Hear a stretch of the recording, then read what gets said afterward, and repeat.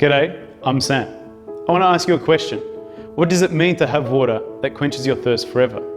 This is the question we are faced with in the gospel of this Sunday. Now, who wouldn't want such an amazing gift?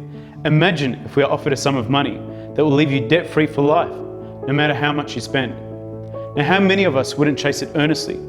For all of her life, the Samaritan woman became accustomed to normal water that can only quench her thirst for a finite period of time, only to soon leave her thirsty again. But today, Christ offered her a different option, water that quenches her thirst forever. To this she responds, "Sir, give me this water that I may not thirst, nor come here to draw."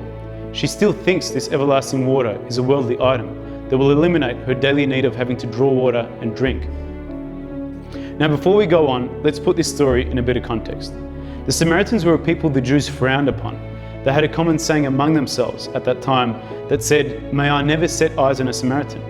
In fact, once they wanted to insult Jesus and they said to him, "Do we not say rightly that you are a Samaritan and have a demon?" History between the Jews and Samaritan goes back to the Old Testament, when after the death of King Solomon, Israel found itself in a civil war and was split into the northern and the southern kingdom. Now, the northern kingdom kept the name Israel, and without exception, all of its kings were wicked and unfaithful to God.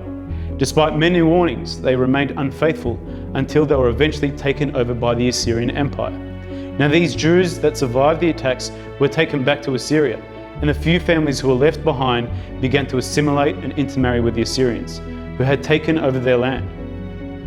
This hybrid group of people were the origins of the Samaritans, who were no longer accepted by the Jews due to their mixed heritage.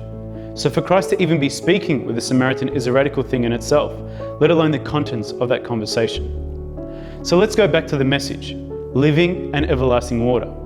Now, if you haven't realized, the water he speaks of is Christ himself, and he invites the Samaritan woman and us to drink from it. What's special about this story is he offers it not only to a lady, but a Samaritan lady, and not even the best Samaritan he could find, but one with a checkered history at best. Usually people would either draw water early in the morning or later in the evening because of the heat. However, Christ finds her drawing water on the top of the hill at the 6th hour, in the middle of the day, which would have been the hottest point in the day. Are you getting the gist here?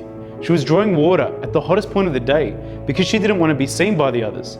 So the Samaritan woman, clearly embarrassed of her reputation, tries to draw her water secretively. But Christ is there and waiting for her. He is there for her. He doesn't brush her aside. Instead, he has a lengthy conversation with her, one that changes her life forever. This personal conversation is also available to you and me. However, we must not demand that Christ also come and seek you and I out one-on-one.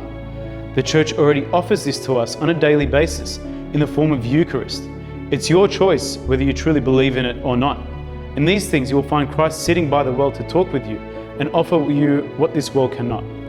And if you think he only helps those who are perfect, think again. This gospel teaches us that Christ accepts anyone who come to him, no matter the circumstances may be.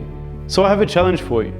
Find something that you wouldn't ordinarily participate in, be it reading the Agbeya, your Bible, confession, attending Tasbihah, or even attending liturgies and partaking in the Eucharist. By just adding one of these things to your life, you become one step closer to having this connection with Christ. So seek this living water, because when Christ is truly in our lives, there is need for little else. Stay tuned for more videos every week, and as always, don't forget to subscribe and like the page.